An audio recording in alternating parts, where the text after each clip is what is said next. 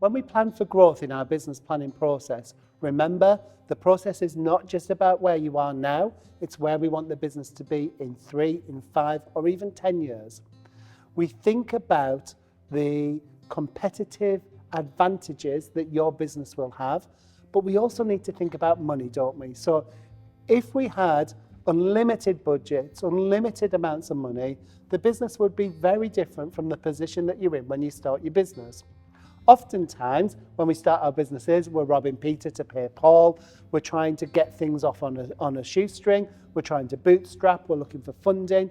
And all of those things are important.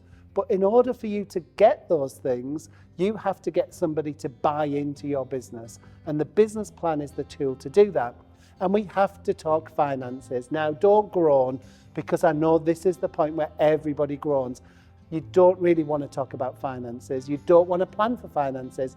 Let me tell you, I understand that. However, it's really important, because if we're going to have this long-term plan, we need to know what the prospective income is and what the prospective outgoings are.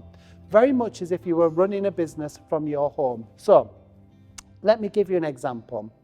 I know that the best budgeters tend to be people in their own lives that budget every single week. So if they're going to do the shopping, they'll have a set amount of money, they'll know exactly what they're going to get, they'll have a list, they'll stick to the list, and they'll do it.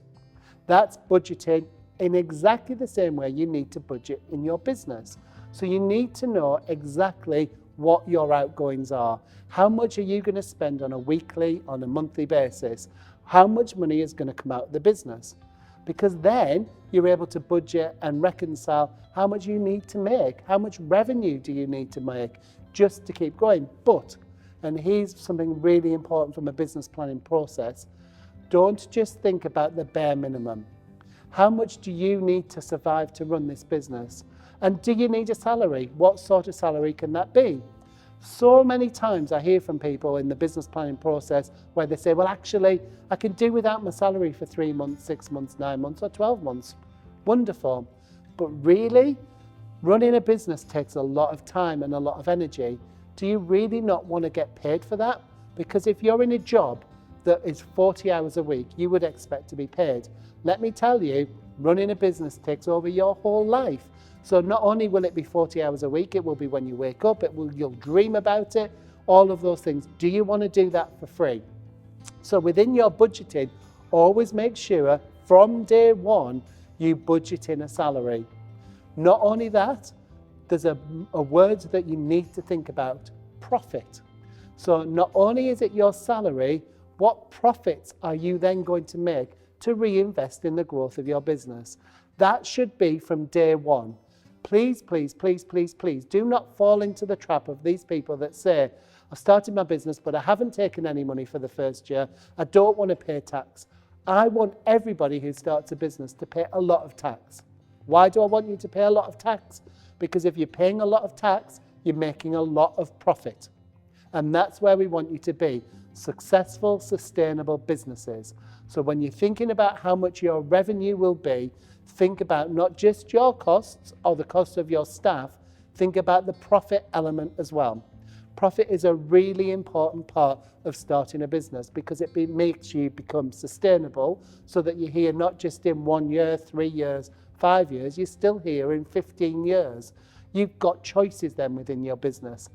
Any funder that is worth their salt will be interested in the profitability of your business.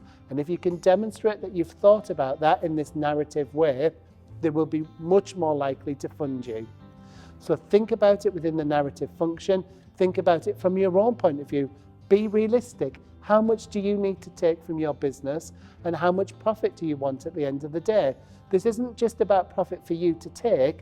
This is about profit to invest into the business, to look at new tools and equipment, to look at growth, to look at new markets.